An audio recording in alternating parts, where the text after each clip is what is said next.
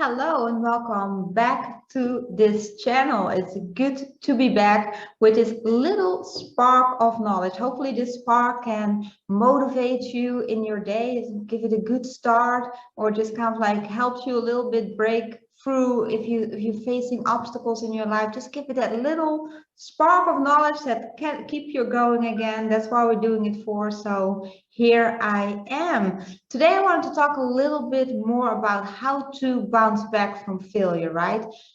Talked it in many videos. We've talked about fear of failure and the fear around it, but just failing in on its own is such a huge factor, such a huge hindering factor when it comes to, really being able to reach your full potential. A lot of the athletes that I talk with, or a lot of my clients, the biggest force that is holding them back is failure. And it's not just failure on its own, it's just how we go about failure, because we're all human beings, we all make mistakes, it just happens to all of us, but the way we go about it, that really kind of like determines if we're going to be successful or not, or just even if you take it smaller, if it's going to be a good day or a bad day. So first, when we talk about how to bounce back from failure in a fast and functional and effective way, it's very important to realize, and you already heard me say it, we all make mistakes. It's just part of being present on this planet, right? It's just a part of being human, existing, and more important, and very important to realize, is it's a part of doing things. As long as we're doing things, we will make mistakes. It's just a part of life. So that on its own is already a good realization to have, right? It's just a part of our existence. So that realization, embrace it, is already a first step in being able to bounce back from failure in a healthy way, in a functional way, but also in a way that enables growth.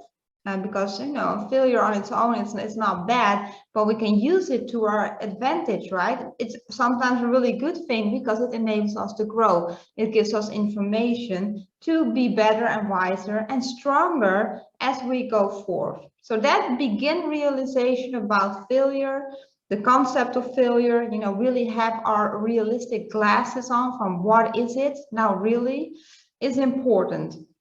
Something that we have to realize is as soon as we make a mistake, it kind of like hits you, you get that, that feeling like, ouch.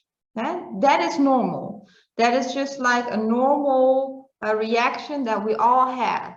And that stems from evolution. It is linked to the fight and flight response. We get that, stress peak. So we kind of like feel it, we get that heightened sense of self. That little moment that it becomes crystal clear in our head, we're start to think, we really feel our thoughts, as I would want to say, because our thoughts become very clear. That is all linked to a stress reaction. It's a natural reaction, and we all have that reaction. That knowledge that if you make a mistake, that you have that little moment that it hits you, that you're very conscious about the fact that you make a mistake, the knowledge that that's a natural reaction and we all have that, so that's something that you cannot avoid, it's just natural, it stems from evolution, it's innate, is also important to have, because if you know it's a natural reaction, you also know that you don't have to be afraid of it, or it's nothing weird, or it's just like a part of also being a human being. So that reaction happens, you get that heightened sense of self, and that directly is the breaking point.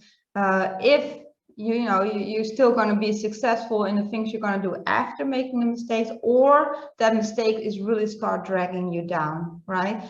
Because we all know that feeling. You make a mistake somewhere, and before you know it, the mistake is kind of like really drags you down. Your performance is declining, and not even only on that day, but for some people, that mistake really is dragging them down for days and days, and sometimes weeks and months after it really kind of like hit their confidence. So the breaking point, after you feel that failure appears, and you feel that heightened sense of self, and you start, on the verge of really analyzing the mistake, it's very important that you take your control back, you take your power back. And I always say the best antidote, when you start that you start to overthink, or you start feeling an emotion, you really go internally. While when it comes to performance, we really want to be externally, you want to be in the moment, you want to be taking action. We don't want to be internally, overthinking. No, we want to be externally, is taking action. So the best way to bounce back from failure is to take action again.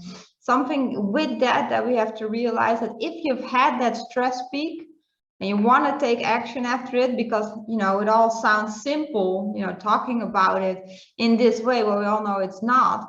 That's why that action step has to be really basic, simple, and concrete. Let me give you an example. Let's say you're a soccer player, you have to pass a ball, but the pass is not good, and it's just not reaching your target, and it's actually a mistake. The other team gets the ball back, so it's not a good pass. That moment hits you, you feel it, you feel that little pain coming in, you feel that you start to think, you start feeling a particular negative emotion.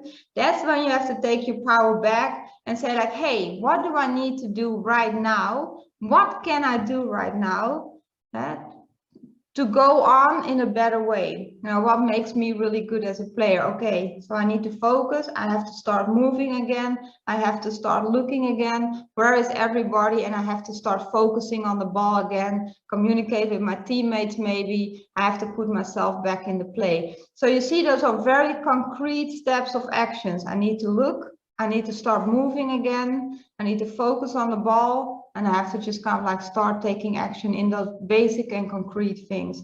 And if you start doing that, you will notice that taking action in concrete, basic steps that make you better. And no matter what you're doing, you can be a soccer player, it can be, in a meeting or in a lecture, or it can be in sales. It doesn't even matter what it is. Define concrete and basic steps. They say, hey, if push comes to shove, if I find myself in a difficult spot, or I find myself, in a spot that I know I'm on the verge of really going down in a negative emotion, or really going into my head, start overthinking, start overanalyzing, start being very harsh on myself. If you feel that you're falling in that trap, that luring power, that feeling, that making a mistake, failing can have your own personal action plan. Okay, it has to be concrete, basic, and simple. What makes me good? Let's say for a soccer player, again,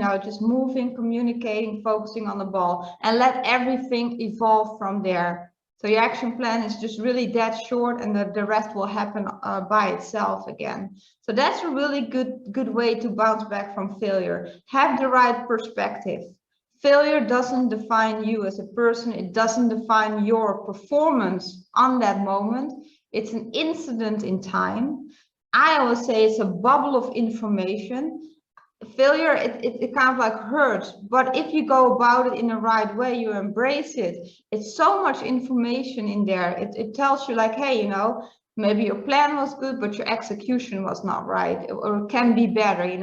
Where do I need to tweak? Where do I need to twist my buttons a little bit to be better next time? If you use it like that, there is no such thing as failure, right? It's just information that can make you grow if you use it in a very rapidly way. So have that right perspective. Know that stress feeling, that painful feeling, that little urge of negative emotion that you feel, or that, those thoughts that are very clear in your head, that's a natural reaction. That on its own is not a problem. The way you go about it, do you get lured in internally? Do you sink in that negativity and in that overthinking loop? Or do you stop that process, you take back your control, and you say, hey, I'm start taking action in small, basic, and concrete steps, and I let the rest evolve from there. Action is the best antidote against what failure can do to you.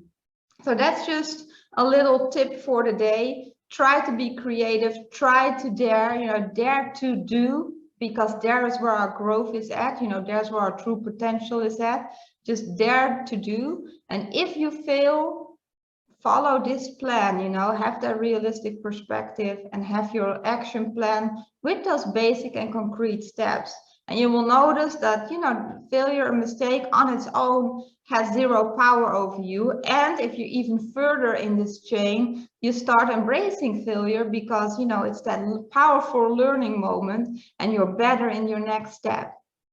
I really enjoyed this Spark of Knowledge. I cannot wait to be back talking about another topic. If you want me to talk about a topic that you're interested in or you're facing a problem yourself, you can ask your question in the comments below and I will maybe talk about it in the next Spark of Knowledge.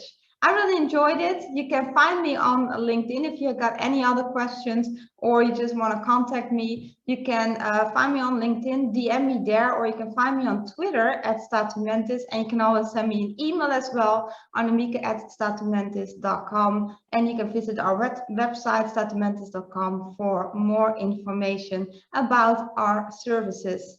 I hope you all have a lovely day. I hope this spark gave you a little extra motivation and extra self-confidence and control. I'm going to make it a great day. I'll see you next time and stay safe.